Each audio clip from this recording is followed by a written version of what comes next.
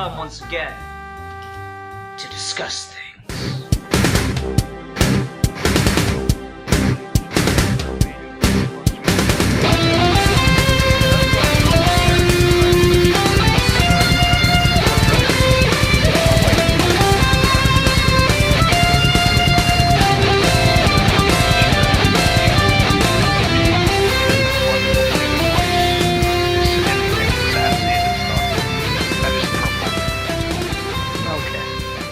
On that note, hi everyone, welcome to another episode of Geeky Gentlemen. I am Sid Part 2. Joining me today is Milan Jeftik 1992, and possibly later in the video, though we do not know for sure, maybe S1227. Yes, my love and soulmate. Sure. Anyway. So, this week it was Milan's topic, because the last topic Milan had, that episode was Lost to All Eternity, and you will never know what the topic was, or what happened in the video, though we will give you very cryptic hints. There was a lot of dogs. Goats. Yeah. Goats, like, the goats, like, it was just, I have words in my head that could describe what went on between the dogs and the goats, but I think the sheer grotesqueness of the act, and it's not what you think, it's not them fucking, it's some other hideous depravity that only a few gentlemen in dark corners in the world know of. It's scary. Don't worry. Just forget about it. Don't worry about it. The goats. Okay. Yeah. Alright, so Milan, what are we talking about this week, though? Today, ladies and gentlemen, we're talking about historical fiction. Yeah, historical fiction. Hello? Yes. We're talking about historical fiction. Well, we're talking about the proper implementation of historical fiction, and I figured we'd broaden that out a little bit more, and also go into the depiction of history in media. Because, I mean, any depiction of history is in some way or form a fiction. You know, even if you're trying as hard as you can to be completely factually accurate, unless you were there in the room, you cannot possibly recreate every single event that in a story that you are telling, even if it is based on true events. So, unless you're the History Channel. Unless you're the History Channel, who we all know are always 100% factually accurate. But anyway, the proper implementation of history in fiction is, there's always the very cheapest, a very cheap way of trying to give your story a sense of class. This always tends to happen, and like, let's just say, young adult fiction, or comic books, most of the time in comic books. But in comic books it's a little bit forgivable because fucking comic books. But it's fun. People have this tendency of romanticizing the past in all ways. I mean, recently there's this movie, IMAX movie coming out called Stalingrad, and it's essentially 300 it's the 300 of a kind.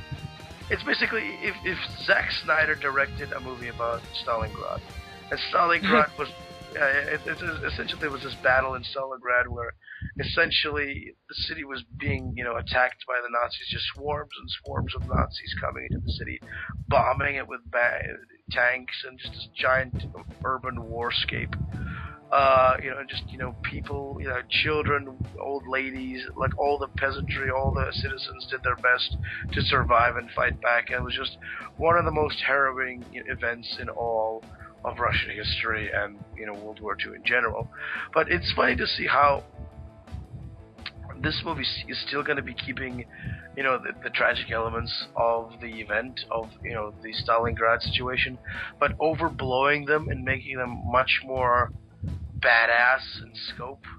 And I'm wondering, do you think they're gonna go, like, I can't remember the name of the movie that did it, maybe it's like At the Gates or something, At the Gates, the one about the Russian sniper, Yeah, There's that scene Zaitsev, yeah. where what?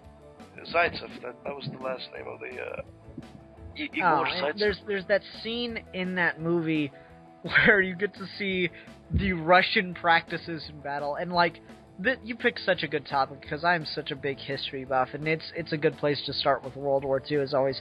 Russia is nothing short of hilarious when it comes to warfare in a very bitter way, and you see that scene in the beginning of Enemy at the Gates, I believe is what it was called. Yeah, that's it. Where they're giving the Russian grunt soldiers rifles, and they're telling them to go run into battle against the Germans. And the Germans are just fucking slaughtering them. And it became a very big problem. This is the real history. It became a very big problem that their soldiers would drop the rifles and run away the second that they were out of sight of the commanding officers. And just run away and, like, completely avoid combat. So what they did was they would set up a machine gun behind their own battle lines. And if anyone started running back toward the, or started retreating back toward the battle lines, they would turn on the machine gun and kill the people running back. The Russians cared so little about the people fighting the war, about the soldiers, and more about winning the battle, that they were willing to kill their own men in droves just to discourage retreating. Funny enough, this is not really all that. You're like, oh my god, the crazy Russians doing a thing. It's a tactic that most generals use who don't really give a shit about, don't give a shit about, like, refuse to lose. And, you say what you will about the Russian, commanding officers and the sheer ruthlessness. They got the job done, and they murdered horribly. They murdered their own people. If you happened to be a child or anybody past curfew, you were hung. Just horrible shit. Horrible shit. Oh, yeah. I mean, like, the Russians are probably... They have probably my favorite stories in all of World War II. Did you know that the Russian Air Force took down more German planes than any other air force, but that they also lost more planes than any other air force in the entirety of World War II? Do you know why that is? Why? Because the Russians would ram their fucking planes into the German planes in midair. Well, once you're out of bullets, that's the only logical, thing you gotta do. A lot of them didn't go up with bullets. Well, sometimes you gotta do your best, Right? The thing about the Russian people is that people always make fun of us, saying, "Oh, crazy Russian people!" Like they always portray us as these shouting lunatics. But the thing is, Russian people are the most terrifyingly practical people in the world. And like the thing is, like it's like when somebody says, like, "Look, you go into the battle. You pick up a rifle, you shoot, and maybe you die most likely. And if you try to run, we shoot you with a gun. Do you understand?" Yes, commanding officer. Well, that's the other thing is, like, they didn't have enough rifles, so they'd give one rifle to one guy, and then have another guy follow him. And the second the first guy dropped, the guy following him was supposed to pick up the rifle and keep running forward. Yeah. There's this trailer. It's so cool because it just made me experience this giant patriotic boner. It's like the closest thing, like, to propaganda. It's like so good. It's like, fucking Russia, and you have basically this scene at the end of the trailer where it's just like this wall of fire, and these Nazis behind these barricades with these machine guns. And they just hear this scream, and a bunch of Russian soldiers just run through the fire, and they're on fire with fucking rifles, just shooting at these Nazis. And the Nazis are firing, and the Russian soldiers, while still on fire and still firing back, I gotta send you the link to this fucking trailer. It's so badass. Is that for Stalingrad? Yeah, it's for Stalingrad. Yeah. That sounds pretty fucking badass. Not gonna lie. This is a Russian IMAX movie that's getting released in the around the world, especially in the US. It's this big thing. Another sign of cinematic globalism. A lot of foreign films are getting this type of attention. And it's like if you get a chance to see it in IMAX, please do. It's beat all records out in Russia. It's the most highly viewed movie there. and it's it sounds really fucking badass. Oh, it is. It sounds really fun. I love Russian. I mean, Russian. I just you can't get me off of it at this point because I've started. All right. My last story about Russia the second to last story. I've got two more. All right, the second to last story about Russia during the war. One of the most equal opportunity armies in all of World War II. They would just have women be part of the army in a very different time period. I'm not saying that there's anything wrong with women being part of the army, but they would give the women rifles and stuff, and then just have them march out across the battlefield, and the Germans would be like, the fuck are the women coming for? Are they surrendering? And they wouldn't know that it was an attack until the, women were maybe 20 feet from the front line. See, that's That's respectable. That's respectable. It's a brilliant tactic, especially for the time period. All right, now then, my last one, and this one's really short. Milan, do you know what FDR and Winston Churchill's nickname for Joseph Stalin during World War II was? Uncle Roger or whatever? No, Uncle Joe. That's Uncle Joe. Joe. Why the fuck Joe? Because Joseph. Oh, Joe. Uncle Joseph. That is hysterical. It's just one of my favorite little things. It's just odd. The genocidal maniac, old Uncle Joe.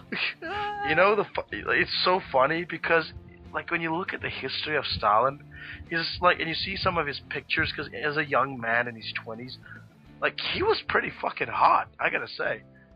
I don't know, he looks kind of like Borat. No. There's an old picture of Stalin there's a picture of Stalin during the revolution years, and he kind of looks like, I'm gonna say a 9.5 out of 10 like Borat. Well, there's a picture of him without the mustache, and he's basically got caught by the police. It's like a face shot, and it's so weird to think this guy was just this street hoodlum that fucking robbed banks for the Communist Party and then turned into Stalin. And he's just this handsome fella. It's this guy you wouldn't look at. He's just that's a handsome fella. And he grew up to be fucking Stalin. And that's so weird to me because you look at the histories of some of these, genocidal lunatics, and they're so humble. So fucking humble. I mean, Hitler was just a dude. You know those dudes in touristy areas who sell their fucking paintings, like home painted paintings for $5 or something. That was fucking Hitler.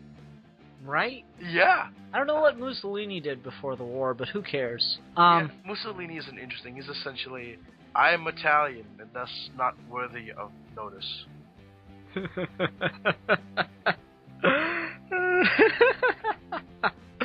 It's weird. I mean, this is almost going to turn into a video about history as opposed to accurately depicting history. Let me see if I can save us from the depths of talking about Stalin and crazy World War II era Russia. I'm sure we can we can get back to that. But the thing is, with these types of films, everything. I think this quote came back.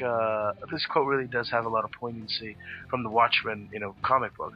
The further away the past gets, the more brighter it looks, or something along those lines. Yes, because the farther you are away from certain events, the more you are detached from them, and more you are culturally speaking allowed to romanticize them.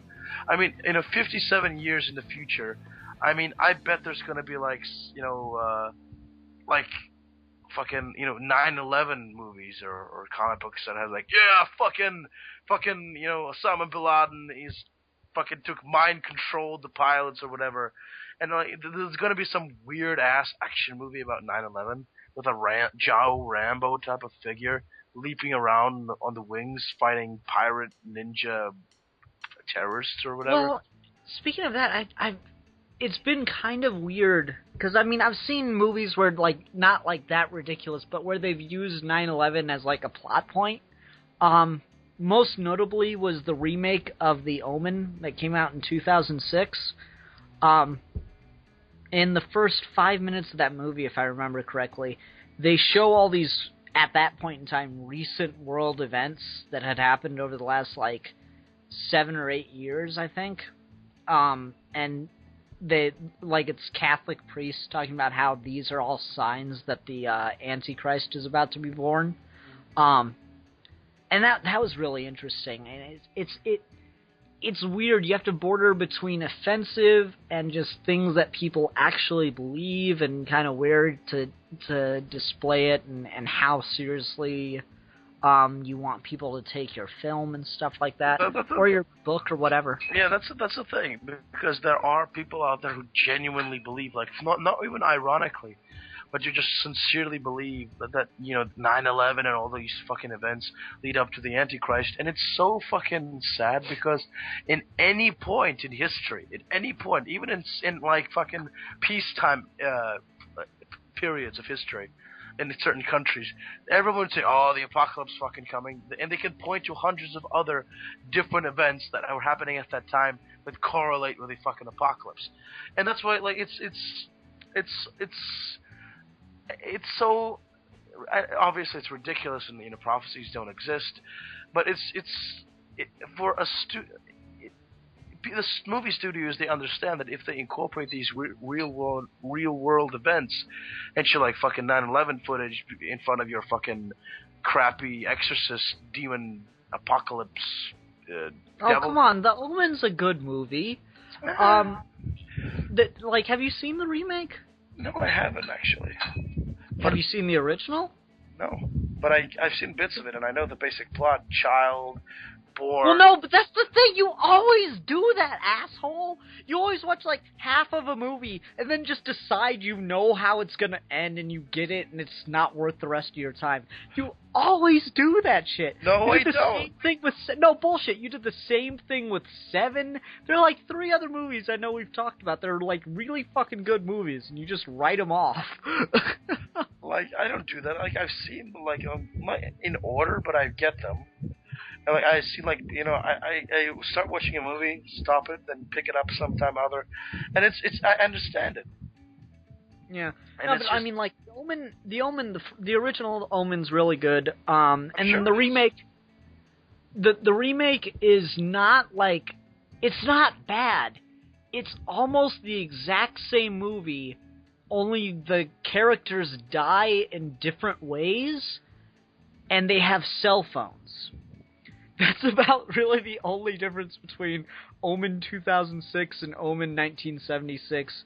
Oh, and the film quality looks a bit better. You know what I love? I love the fact that this movie was released on 666, the actual date. Yeah, that was really clever. That was more or less the only reason they did it. Oh, the thing about that is just, you gotta admit that there was a gigantic fucking horror movie, fight for that date to be like properly, worldwide released and marketed. Like there was like 100 of other fucking movies. Like, oh, I want to make a fucking Jason Voorhees movie that starts in 666. No, we got to put more money on the marketing for this fucking movie with fucking Godzilla or whatever. Just some fucking monster. And it's so telling that, as good as the movie might be, that the movie that's picked to be advertised most on 666 is a fucking remake. And that's truly the sign of the apocalypse for Hollywood. We're just gonna keep remaking things, and there's nothing wrong with that. Whatever, but it's funny. Yeah. No, I mean, I like The Omen, but to get back to the more like historical context of things, something I was trying to say is, I think what makes a good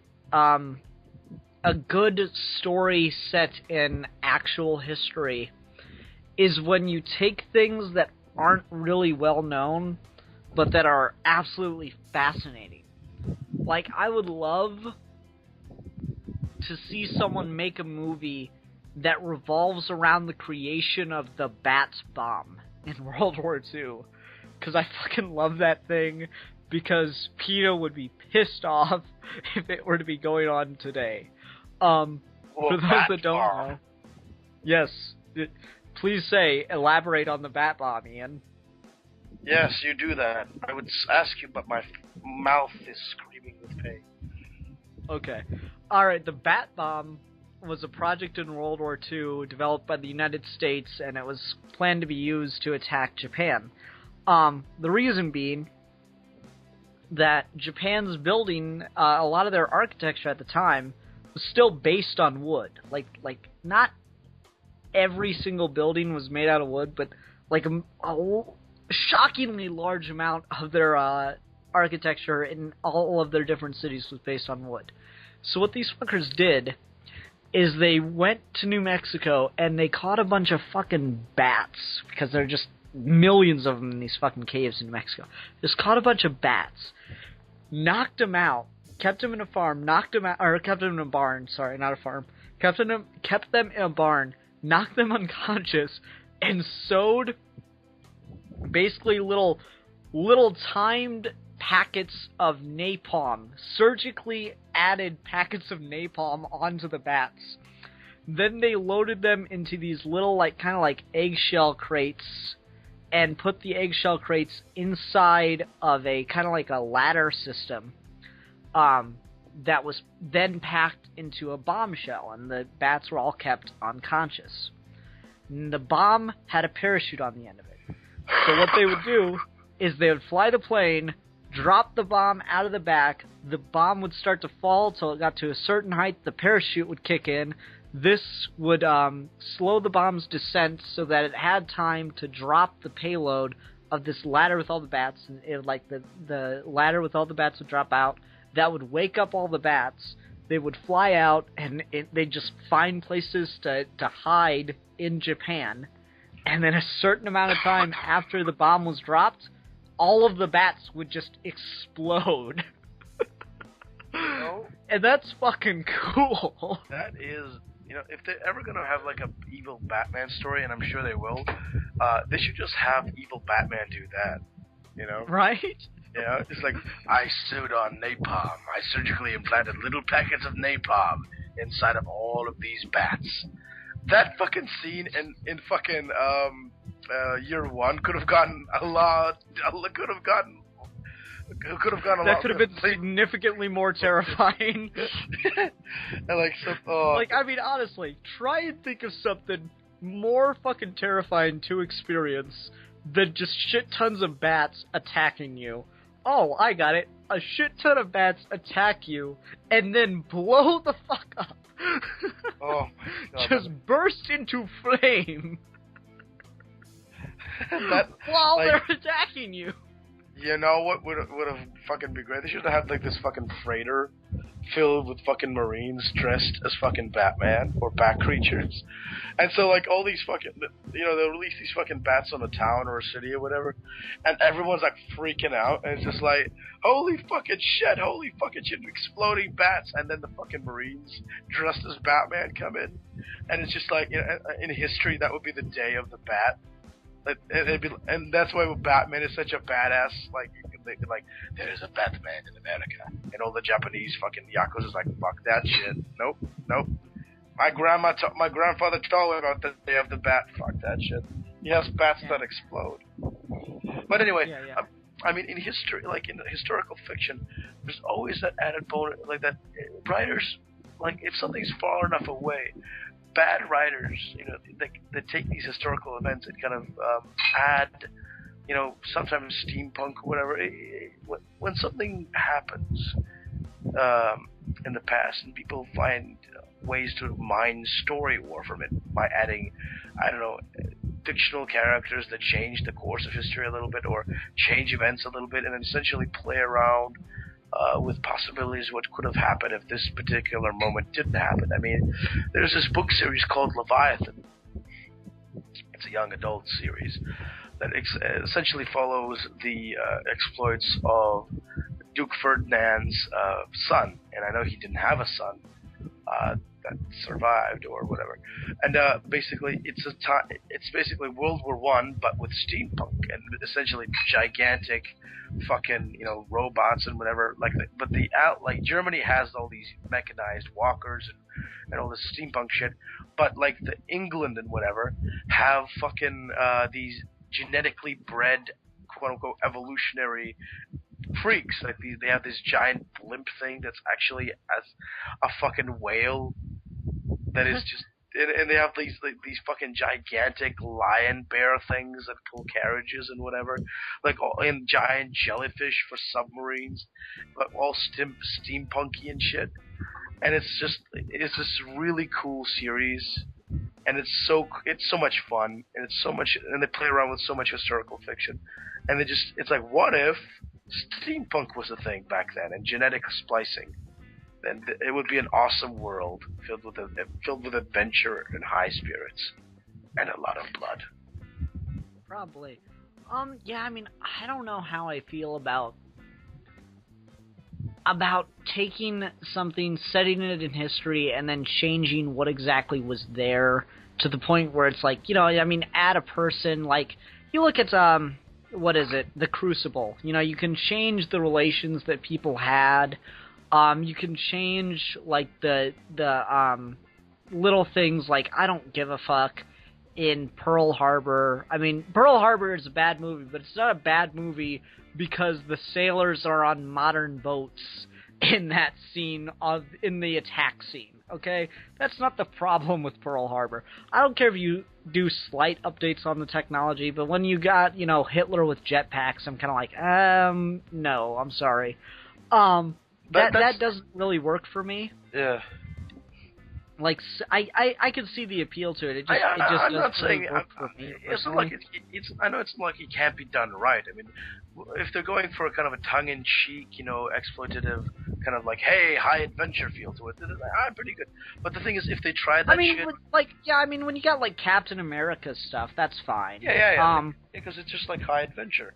But the thing is, I hate it when they try, like, this is used a lot in fucking those, young adult romance novels that are written by people who should not write.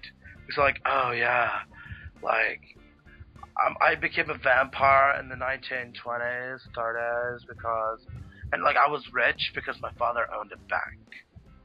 I'm like, but the bank's fucking, that, do you know how history works?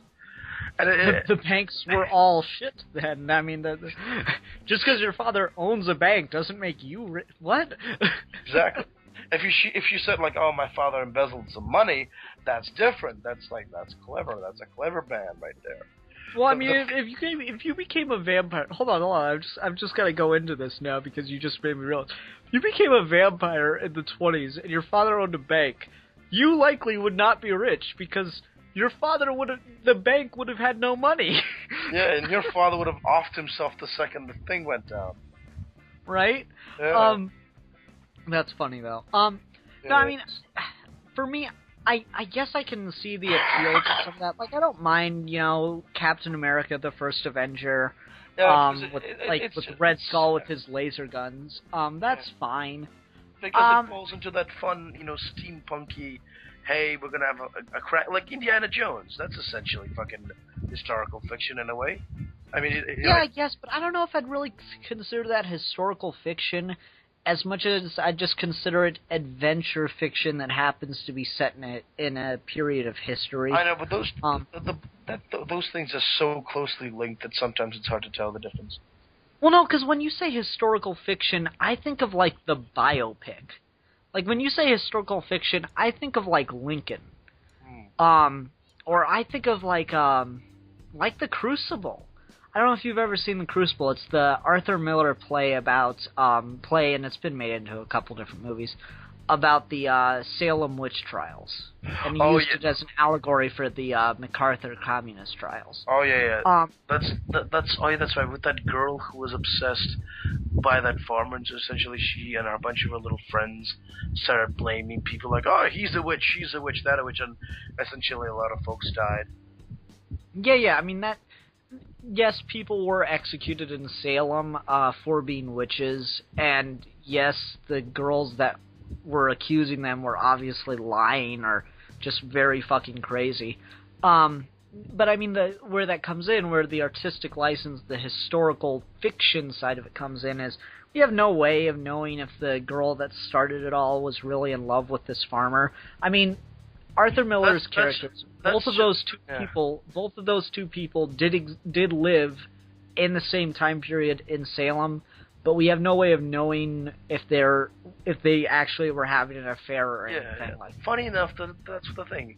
With most of like serious historical fiction like that, they have a really interesting idea. The author has really interesting ideas to play with, but they need some sort of narrative, some sort of narrative to hold it all together.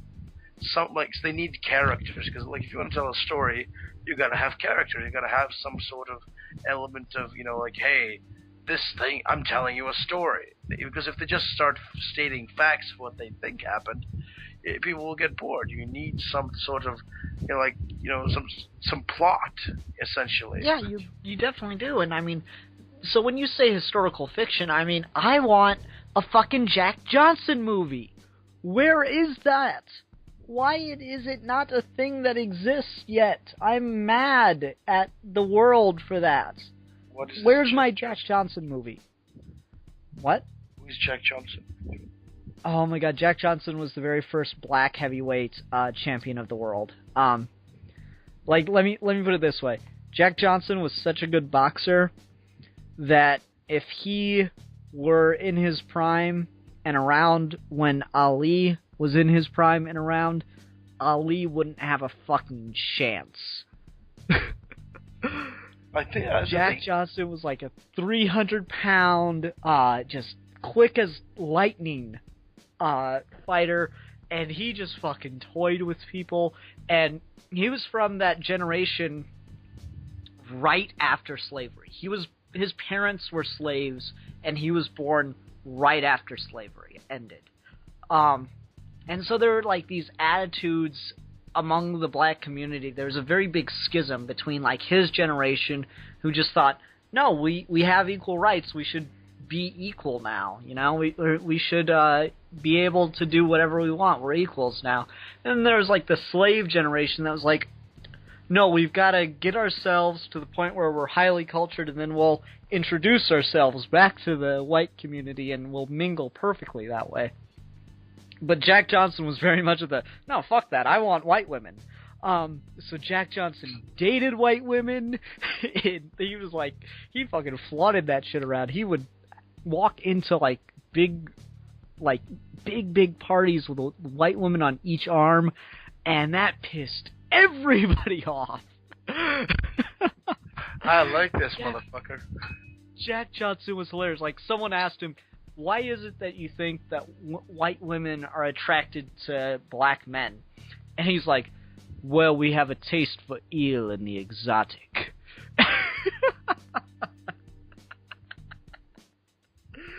But no, Jack Johnson's story of how he got the heavyweight belt. Repeat that. They what? We have a taste. We have a taste for eel and the exotic.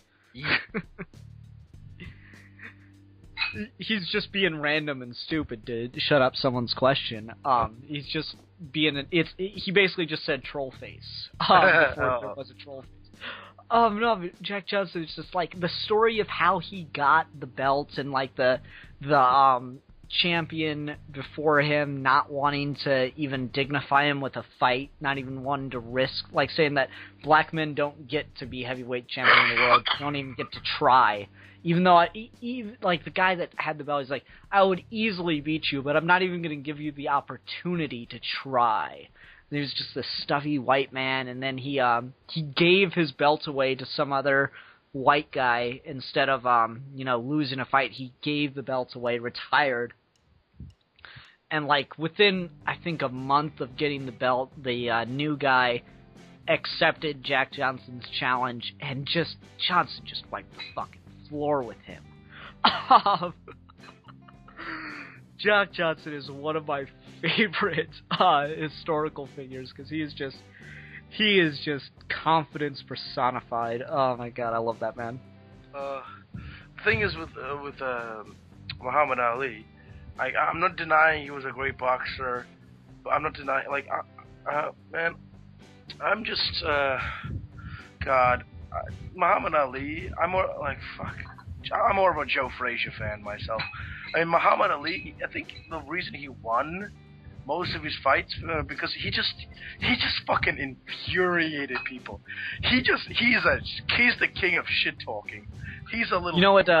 You know what? Joe Frazier, was it Joe Frazier or Joe Frazier? I think it was Joe Frazier. What he said about Ali and Ali's later years. What is that? Well, as you know, Ali has Parkinson's. Of course. Joe Frazier says, "I did that."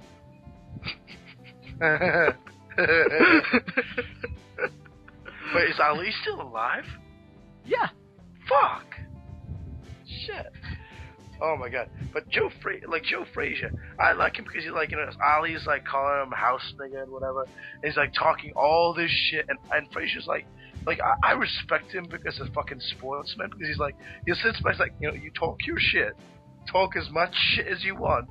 I'm gonna sit back here, and once we get into the ring, then we'll fucking see. I'll let my fists do the talking. I respect that, because I'm like Ali. He just says says fucking anything. I'm like, shut the fuck up and fight. And that's he taunts his opponents in the ring, and that's like he would fucking get them so mad they'll make fucking mistakes, and he just swoops in, takes them out easily. Like, what'd be awesome if you just get a guy who just like the coldest cunt you ever get. Like if you get like a Russian dude, like one of those guys, like military guys who just like, I do not laugh at any, like the guy who was in Rocky. It's just like you get the Russian boxer who's all like, in Russia we are not allowed to have emotions. Exactly. Violators are taken out behind the chemical sheds and shot in the back of the head 5 times. Survivors have kitchen duty. That's just essentially Ivan Drago from Rocky fucking, was it 3 or 4? I don't know, fucking one of those Rocky fucking movies. That guy never smiled, but the thing is funny because the actor actually has an engineering degree. Like he's fucking. That's weird. Yeah, very beautiful looking. Would well. Now Milan talked to his brother. Sorry, but essentially, like, the Americans always like, oh, you play the fucking stupid Russian guy, like play the cocky idiot that kills people. It's like, I'm a fucking engineering degree. I finished college, and like that's the thing. Like, but he fucking just how he was in that movie. Just stares at Ali. Ali's bouncing around, talking shit. And like, I am Russian. I have no eardrums. Just remove his ears. Like, he can't hear. And just like, boom. That's right. If Ali just stopped talking, I guarantee he wouldn't be the greatest boxer ever. Because, people could actually... Well, alright. That, you actually, we've gotten onto something that, like, just occurred to me. And in a week of thinking about this topic, this has not occurred to me yet. Why do you think it is that there are so many historical sports movies? Like, think about it. You got Ali. You got Miracle. There are like a lot of them, though, aren't there? There are just a lot of these historical movies that are based on athletes. You got Cinderella Man.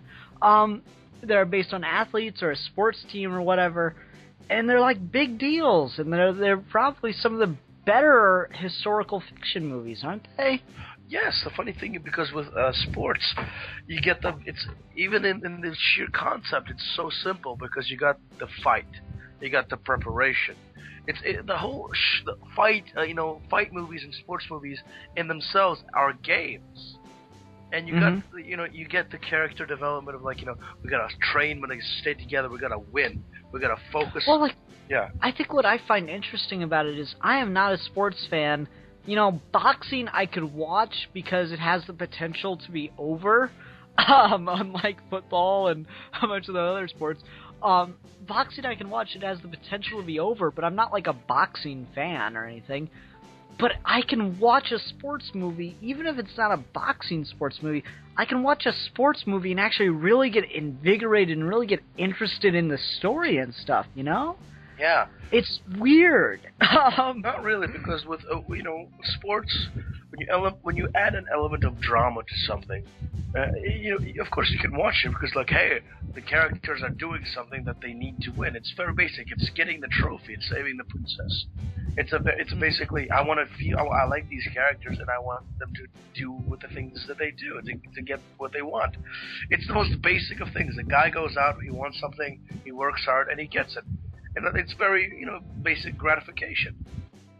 Yeah, but why do you think it is that you get more sports like that? The two that jump out to me are obviously sports movies and war movies, right? What? For that it's sports movies, like I said before, it's so much easier to make. I mean, if you wanna, you don't have to have a gigantic set for a fucking sports movie. Just have a ring and get a bunch of, this, everything is there for you. You don't need to pay $1 Million Baby. Oh, yeah, no. it's just all in fucking. You want a ring? Go fucking to any club. Ask the gym member. I want to film a movie here. And it's like, sure, whatever. Give me, $50. You can film for like 2 hours or whatever. All right, but then why is it that we get sports movies and war movies? Why? Like, there are others. I mean, Saving Mr. Banks just came out. That's not a sports movie or a war movie. God, have you ever seen the movie they made about the Three Stooges? Not the one that just came out a year or so ago. That's like a movie about the characters, but like the movie that came out years ago about the actors. I've caught it on TV a while ago, and outside of the set, those guys were just fucking treated like shit. There's this one scene where they like walk in like out of a movie theater or whatever, and some Marine comes up to one of the guys and just punches him in the fucking face and starts laughing and just walks away. And like, what the fuck are you doing? We're fucking actors. We're not fucking cartoon characters. You fucking lunatic. And the fucking girl and the Marine just start fucking laughing, and it's just like fucking sociopaths. Right? It's and that's stuff that happened to them too, and like it's a really sad story and stuff. So I mean, like those seem to be the horrors of getting typecast as something is just awful. Yeah. I mean, I'm a huge Three Stooges fan, but I could never imagine doing that to another human being, just coming up and punching someone in the face. But what I'm trying to get at is you got war movies and you got sports movies.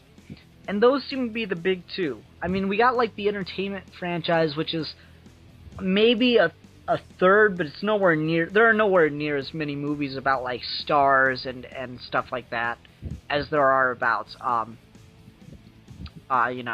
sports and war movies. And I'm just trying to figure out what is it about those two genres or those two events in history, or whatever you want to call them, that attracts them to be made into films so much. Because war and sport events are essentially the same thing. It's that whole lust for it's the whole lust for seeing a spectacle.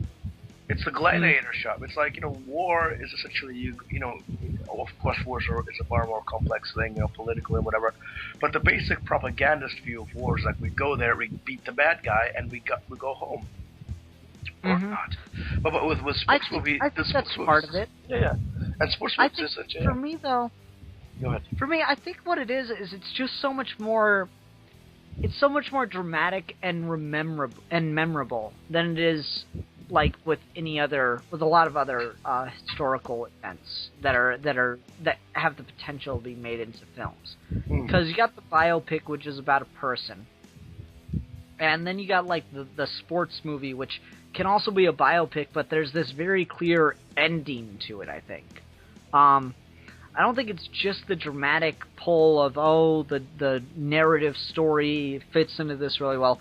I think it's that it's got the point where you can clearly tell where the character has won, or where our protagonists have won the day. Exactly, that's it. Okay. The thing is, what other like stories? Because I talked about Jack Johnson. What other people in history or things in history that could be set in history would you like to see movies and stuff made of? It'd be interesting. Like, I'm sure this is not a new thing, but I'd love to see. You have spy thrillers, right? spy thrillers regarding like very turbulent times in political history. Like there's a lot of movies about like the time in actually there's a lot of novels about that time during the Cuban Missile Crisis. There's there's actually this comic book written out there by this author who I can't remember. It's essentially this romp through Berlin during the Berlin Wall fell, because days before the Berlin Wall fell, there was this in Berlin there was just this just insane skullduggery of spy shit going on. Everyone was wrapping up their stuff because you're like, okay, fuck, the civilians are coming back. We gotta fuck off. We gotta get everything done, because it's a very turbulent time. And that's the thing. Most of this stuff is either has been recently unclassified or is still classified.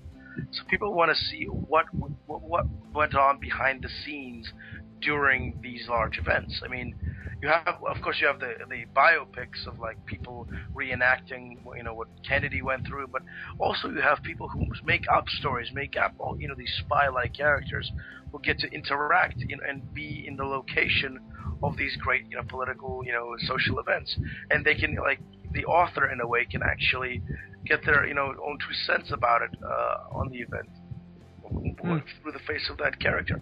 Or these large epic events in history are used as a backdrop for essentially sometimes a really basic story: bad guy, good guy, love interest, world in danger, and essentially the epic events, the epic historical events are just window dressing. And if you replace it with anything else in any time period, the basic like bad guy, good guy relationship wouldn't really change. That's the type of historical fiction I don't really like all that much. But if they don't explore the the events in detail and actually have a very interesting story with it, that's the thing. Like with anything, historical fiction has been done right and has been done bad. And when it's done bad, it's when people play with just do very basic things and don't bother changing conventions, or when they do, it's kind of like gauche. It's like, oh, okay, this person did something different from 100 other people, and that's whatever. But when you have people who take certain figures in history and kind of try to add a certain element to their lives, and kind of think like, what would this would, like with the vampire fiction, with Vlad Dracula, be like, the stories about Vlad are just fucking terrifying because, dude, can you hear me? Yeah.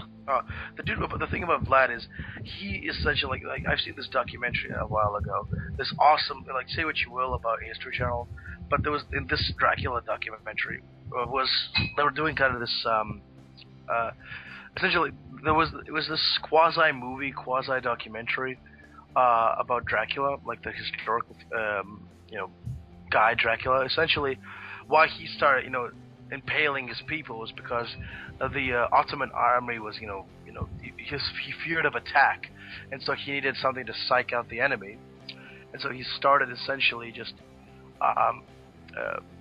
skewering people, and he basically had this giant forest of impaled people in front of his yard and just left them there to rot, or in a way freeze. And there was just some, he would impale men, women, children, essentially, have them sit on this. Actually, in Russia, this thing has a name. It's called nakol posadić. It means sitting on a sharp, sitting on a spear. And this, like, as a little kid, this punishment would be, threatened by, to the hero if he fucked up. It's like, this hero did something bad. Nakol posadić. Put him on the spear. And that, skewering was just a very basic punishment for people in the Eastern Europe. That's like... Yeah, I mean, I'm gonna go into Milan impression mode right now.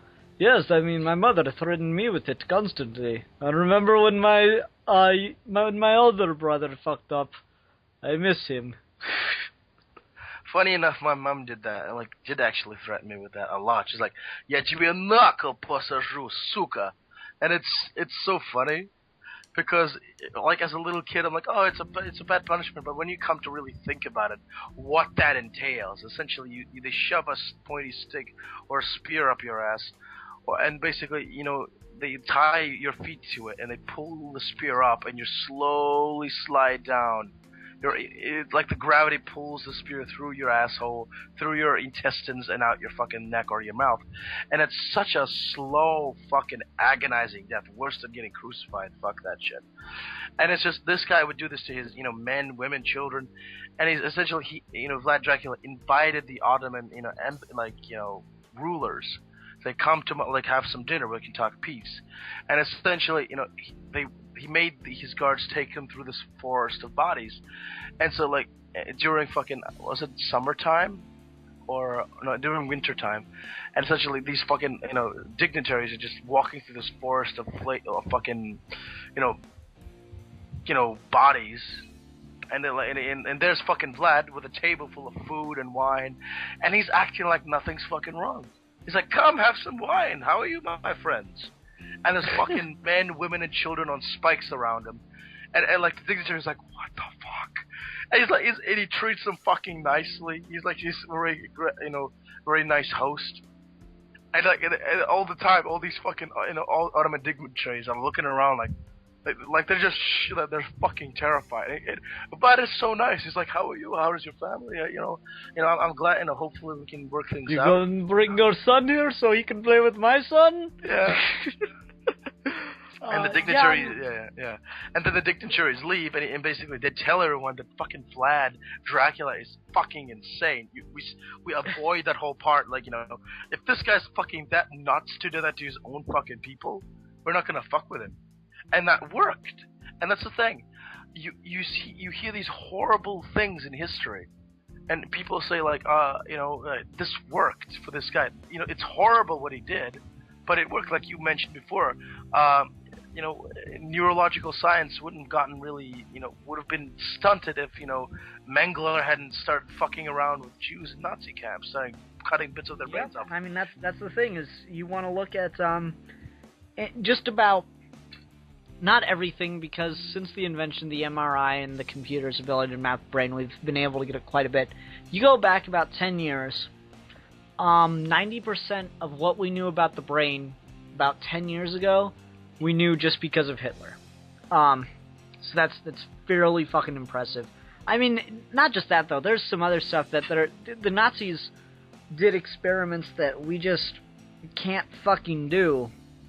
We cannot ever replicate them because they are just horribly cruel beyond any conceivable means.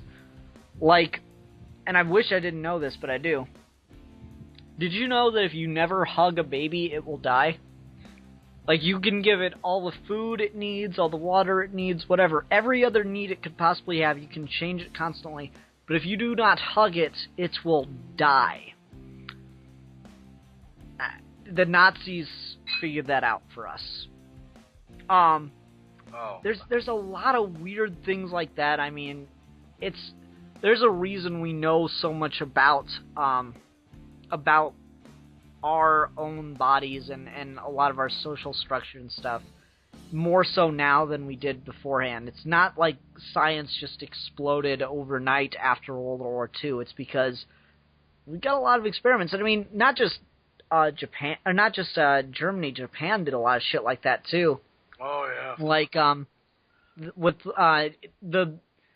how lethal a grenade is at varying distances. Fucking hell. That's an interesting one, right? Yeah, that's the thing. If you have people, religious people, always say, "Oh, science is fucking evil because they do all this shit." But that's the thing. It's if you have a person, if you have pure inquiry without the fear of moral, of morals, you can do anything, and you can find out things a lot quicker than you would if you weren't to implement such things. And it is terrifying, and it is very dangerous. But that doesn't mean science is evil. It's just a process of finding out the truth, and I can't stand or take a person seriously and say science is evil because fucking Himmler fucking did this shit. No, science is not a thing. It's not a religion. It's just a way of finding things out. When you fucking test if a berry is poison. That's fucking science. You're trying to figure that out. Like, is this fucking... You're running experiments. You're gonna give it to this person. You're gonna give it in a berry to this... the scientific method. I'm not gonna fucking explain it. But that's the thing. With Vlad Tepes Dracula, the historical figure, the horrible shit he's done, people, tend to... that's where, Bram Stoker got the idea for Dracula, essentially. No, it's not. It's really not. Well, that's where you got the name, essentially. Yeah, he got the name, but everything we know about Dracula, he had already written before he found out who Vlad was. Yeah. But that's really funny, because with that, you have, and Countess Laetessa, the woman who, another great vampire myth, a person who would bathe in the blood of virgins to retain her youth. I mean, that's just scientifically proven, Milan. I know it is, but it's funny because it's like, like, they researched some stuff about her, but the things, there's another documentary about her, the shit she got away with because she was a nobleman, she just get like little, innocent 18-year-old fucking, housemaid girls, and, just essentially sexually abuse them in her dungeon. That's where the term sex dungeon came from. She would just sexually abuse them, burn them with pieces of hot metal, torture them, and then bathe in their blood. And that's where people, take, pieces of myth like the vampire, and nowadays they say, oh, this is cool, this character, and I can take the vampire myth, and boom, boom, boom, you get Dracula, you get Count Laetessa being these. Oh, of course they were fucking vampires. Look what the horrible shit they did. It makes for good stories. Yeah. So you'd like to see possibly a more accurate depiction of Vlad then, or what? Because that's what I asked you, is what's out there that you would like to see done? I'd love to see, more, I would like to see more fanciful depictions of people who are usually depicted as straight-laced as possible, but also have, vice versa, happen to people who are always late, like, Vlad Tepes be seen as like, oh, he's a vampire, is being depicted as, factually as possible. I mean, there's this Russian movie called Tsar, which essentially is, it's a historical biopic, made, from Russia about Ivan the Terrible. And I watched that with my mom. Oh, God, Ivan the Terrible. Oh, my God. Jesus. That man... Alright, hold on, we gotta stop. Favorite Ivan the Terrible story, go. He fucking killed his own son to retain them. I don't know, that one's okay. Personally, I like, the church in Red Square with the really cool tower tops? That was designed under Ivan the Terrible's instruction, and that it was built under Ivan the Terrible's rule, and after it was built, he got a hold of the architects and gouged out their eyes. They could never explain how to do it to anyone else. Jesus. Not really. Oh. The funny thing is, that's what the pharaohs back in Egypt used to do. Yeah. And the thing is, I love it when all these historical figures want to try to recreate the past. Like, I'm going to make you build something cool for me. I'm going to gouge out your fucking eyes. Just so I can, people can look at me back in history and say, oh, he was like the fucking pharaohs of old or whatever. And it's so weird because then, they had fucking blueprints. They had 100 people working on that fucking thing. It's not like they were the only people with the secrets to do this. Once you got a bunch of workmen and you teach them how to do this shit, did he pluck everyone's eyes out, or just the main architect? No, I think the idea is that if you do it to the architect, no fucking workman, because no single workman's gonna know how to do it. Those are fucking peasants at that point in history. No single workman's gonna know how to do it. So if you pluck out the eyes of the architect, there's no way in hell you're gonna get a bunch of fucking nobody workmen, peasants, to get together and conspire to build something when Ivan the Terrible just ripped out the eyes of the guy who just drew the damn picture. But what's the fucking weirdest thing? That has become essentially the basic design for Russian Orthodox Church. That it's basically those architects, they just took it from Byzantia. Byzantia, if you go to there, those are the basic Byzantine architect. They have those spirally fucking things. They took the idea from them, and it's just like, I mean, it wasn't fucking new. It was just like, oh, I haven't been to Bazant yet, so, I'm gonna cut out your eyes. This must be new. And it's just like, it's hysterical, because Ivan the Terrible, the movie, essentially, people always kind of show Ivan the Terrible as like this horrible human being, and he was. But the thing is, he wasn't. His name was Ivan the Terrible. Yeah, but the thing is, he was called Sabaka, like Pios. But that means he would bark a lot at people, like this fucking bastard and whatever. I know, Mickey. Shut up! Don't fucking talk. And essentially, it's funny because it was this really it was a stylized looking film. It was a beautiful looking film, but essentially it showed Ivan the Terrible, being Ivan the Terrible. And so one of the most greatest acting performances of Ivan I've seen, because he wasn't like this, straight out monster. He was just a crazy old cunt. And he was basically he was ridiculously religious. By the end of his life, he had this little daughter. There's a scene. Basically, he had this giant bear arena. This arena, and he'd throw like one of these political prisoners in there, and it let out a bear. It's like, okay, fight. It's like, if you want to leave, fight the bear, kill the bear. You can go. And the bear would just chase him around the fucking thing. And essentially, in this movie, there's this priest that for somebody falls into the pit who's not meant to be there. And the thing, Ivan had his like little niece or daughter or granddaughter with him, and basically, she runs in, and Ivan's been saying, God, this, and we'll leave the gates open for Jesus to come back in the second coming and whatever. And this girl, essentially, to save this person, jumps into the bear cage, because this person was not meant to be there, with the holy icon of Holy Mary. And she's like, she gets in front of the bear and says, Mishka. Mishka is the word for like a cutie way for saying a bear. Mishka, Mishka, не надо, не надо. And she's putting like the holy icon in the bear's face. And the bear's just like, whomp. And just fucking kills the girl. Wow. Yeah, and the thing is, this is historical fiction. Because what this story says, it is a very beautiful looking film, but it's still historical fiction, because it focuses on the perspective of Ivan from this priest, from his head priest, who essentially was canonized. Long story short, Ivan, they had a falling out. The priest saw what the fuck Ivan was doing, and I was like, pray for me. And the priest's like, I'm not gonna fucking pray for you. You're pure fucking evil. And basically, he locked him away.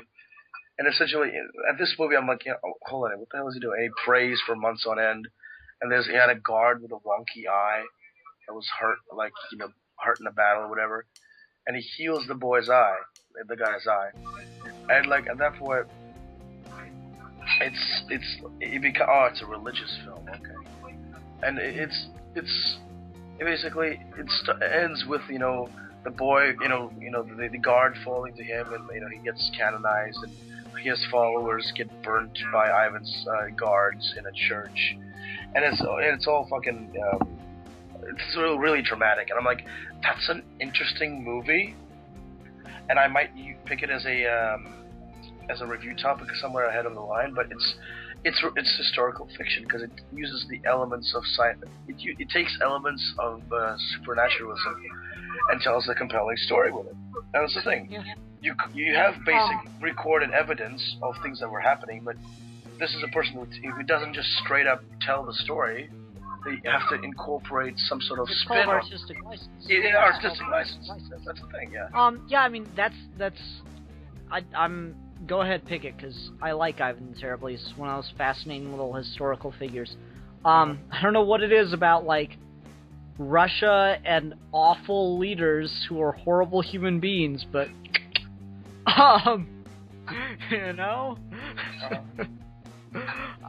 no, that's really good. I'm wondering if I'll have to ask you if there's a Rasputin film, just because Rasputin was a fucking Jason level character, in real life. Oh yeah. Rasputin is proof that Jason can happen. The thing with Rasputin is that, I think the Nostalgia Chick did a joke about this because, a while ago, because everyone fucking makes Rasputin out to be a villain, And you know, he looks like a fucking villain. People say, oh, he stank. He was a scary looking Russian Orthodox priest dude. Some of my priests look like Ivan the Terrible, like big huge fucking men in black dresses with long beards and a cross. But essentially, yeah, like that's not too far off. That's just the average wear of your average, Russian Orthodox priest. All Russian people look evil. Duh. I suppose so, but that's the thing. I mean, like, Ivan was not a horrible man. He essentially got in close with the royal family, and he talked to. You mean Rasputin? Not Rasputin. He essentially Rasputin. They basically, he got in close with the royal family. He said he could cure their son of like the king's hemophilia, and that's about it. He was just some guy that managed to get in close with the family, and was like the Tsar's religious head. We would talk to him, he'd confess to him and whatever, and that's about it. It was just a guy that was locked out on getting closer with. It's just that you couldn't kill the bastard. That's why he's that's so the thing. Like, that's why he's a villain. It's because he cannot die. No. That's the thing. If he looked less terrifying, this would have been like, oh my god, he's holy. You could not kill him. But because he was so fucking terrifying, and he was known to hypnotize folks, people think for some reason say, oh, his enemies spread that he was a witch and whatever, and that's how he was able to cure the boy. And it's just like, that's the only reason. Just because he was hard to kill, people remember him as a villain, but he really wasn't. He was just a dude. No, I know that. I'm just saying. If he was a blonde dude, if it was like a blonde, blue-eyed, younger guy, and they tried to kill him and they had trouble, he would be fucking canonized. He'd be like, fucking... Rasputin's one of my favorite historical figures, just because Rasputin totally validates everything that, happens to supervillains in comic books. They always manage to live. Rasputin verifies that for me. But for me, I'd like to see, as far as movies I'd like to see, obviously Jack Johnson. I have no idea why we don't have a Tesla movie yet. We desperately are in need of someone to make a Tesla biopic, especially because of how tragic his life was. Tesla desperately needs a movie. As far as more just fun, kind of goofy stuff, like a period piece, that's what it is.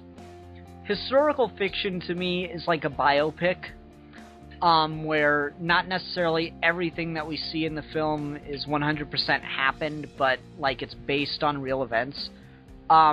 And then there's a period piece for the more fantastical things. I'd consider Captain America: The First Avenger to be a period piece, if that makes sense. And it's a period It's a period sci-fi piece. And Indiana Jones is a period fantasy piece. So let me just throw that out there real quick because it just hit me. As far as fun period pieces, I would like to see another movie like Sky Captain in the World of Tomorrow. Oh my god, I love that movie so much. I used to have that on DVD. I used to rent it all the time. I just rewatched it a billion times. We should do that as a fuck. Oh my god, that's so good. I love that fucking film. Well, write it down. Pick it sometime in the future. But the thing is, I will sometime in the future, but I want to really decide as this pick. But that's the thing. And so really, that's the thing.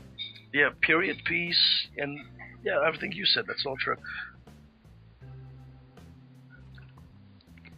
Thanks. Let me elaborate a little bit more. The reason I want a Tesla movie is because motherfucker had created a fucking earthquake machine. I know. Yeah, Here's the reason I want a Tesla movie, though. When I was a kid in elementary school, we'd have assemblies and shit from time to time, and we'd have guest speakers, and they always tried to do that, make science fun to get kids interested in it kind of thing. Mm-hmm. And one year they had a guy, it was an actor, and he was pretending to be Thomas Edison, And he came in, and he was all, like, happy-go-lucky, and he made, he told all these fun little stories about Thomas Edison, who, if you reinterpret the stories just slightly, he kind of came off as a terrorist. But anyway, the train story in particular, for people that know history about Edison. But anyway, like, he told all these fun stories, and the idea was to try to get kids interested in Thomas Edison. And I honestly never really thought about it twice, but it just did kind of stick in my head for some reason. And then I actually found out the kind of man Edison was later in life. And it's weird because he exists as just this, like, history considers him to be a great man, History does consider Thomas Edison to be one of the great men of this era of history, the modern era. And he's not. He is a thief. He's a liar. He cheated people out of patents. He was just awful in every conceivable way. And his most famous accomplishment, inventing the light bulb, he didn't even fucking do. So Edison is just a horrible human being that deserves absolutely none of the recognition he receives. Whereas Tesla was such a good person, and he was never recognized for any of it in his lifetime, and he died alone in a motel room having conversations with a pigeon. And that's tragic, and he deserves respect and to be honored properly, and he deserves for people to know who he is, It's kind of disappointing that you say the name Tesla to a lot of people and they don't even know who the fuck you're talking about. That's the thing. Tesla was Serbian, and I'm Serbian, and I'm just like, that is like that every Serbian child, you'd sit down on a knee. Like, this is the mindset of every Serbian person ever. Your grandfather or your father or your mother or anybody in your family takes you, puts you on a knee and says, "You are fucked." You are fucked from the minute you came out of your mother's vagina. Even before you are fucked. The government are thieves. People are terrible. You get brief flashes of goodness, and then they are taken from you. You will eventually die, and there is no God. And if there is, he is a dickhead. There is nothing to live for, but we do it anyway. So don't fucking complain and eat your vegetables. Now, Merry Christmas.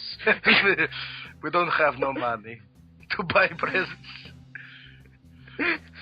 So you got some good old hard truth for Christmas this year. That's what I fucking don't understand about America. There you go, Milan. Next year when you play Santa, you get to have all the kids on the knee.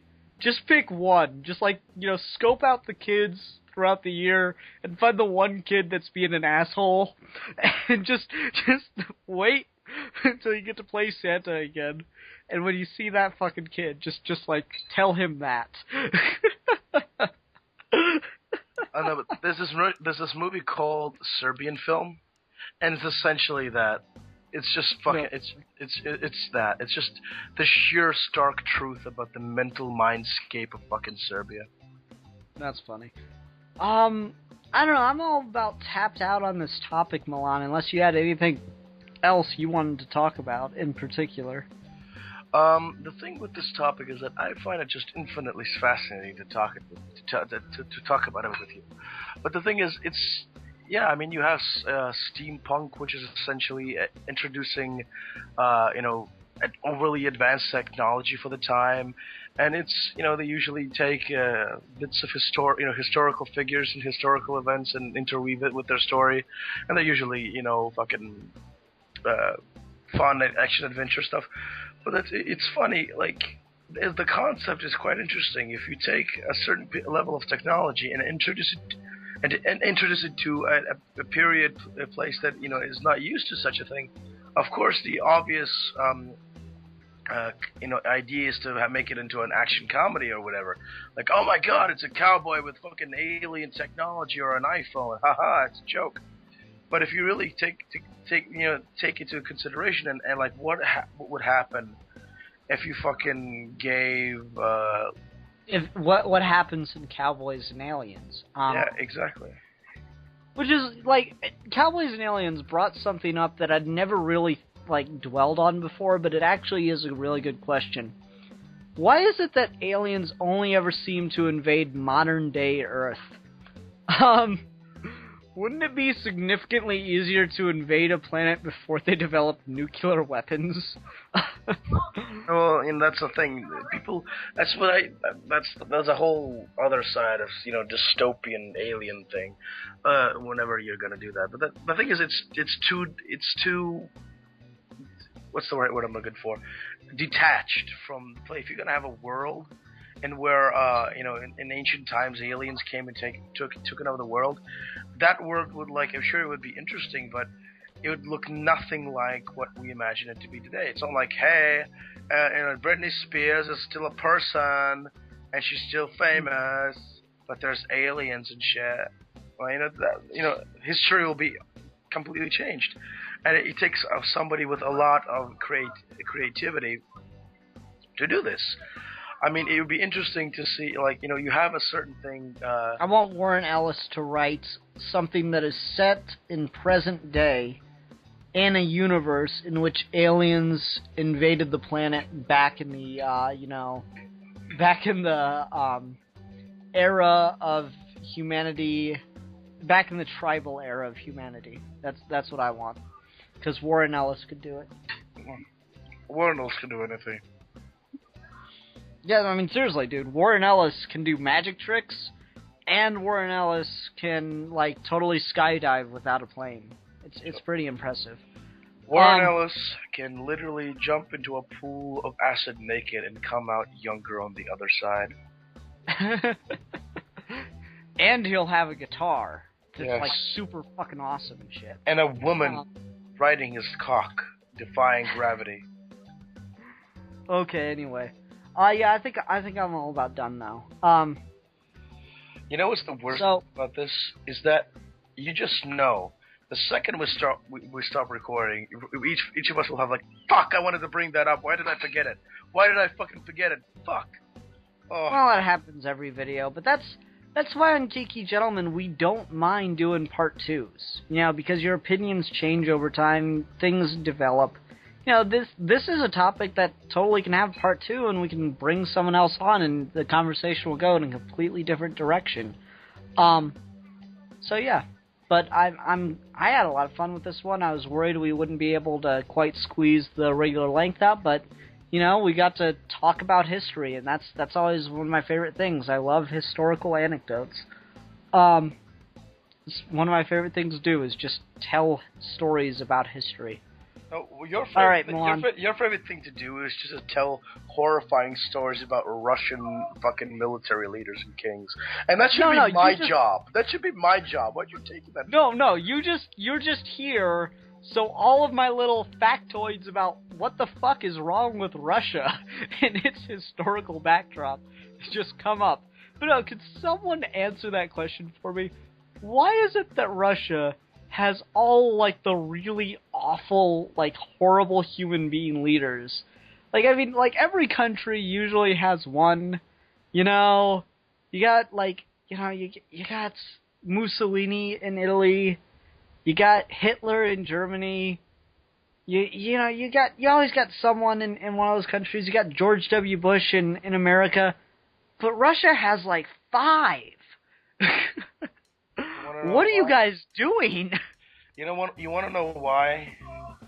Because Russia, surprisingly, even now, I mean, fucking, what's his name, Putin, it's just, he is say what you will about Putin, he is a horrible man, and I can never go back to Russia now, but, for obvious reasons, haha, but, it's he is the most practically evil man, and I use practical in its proper word, he is, people always say, oh, he screams, Russian people don't scream.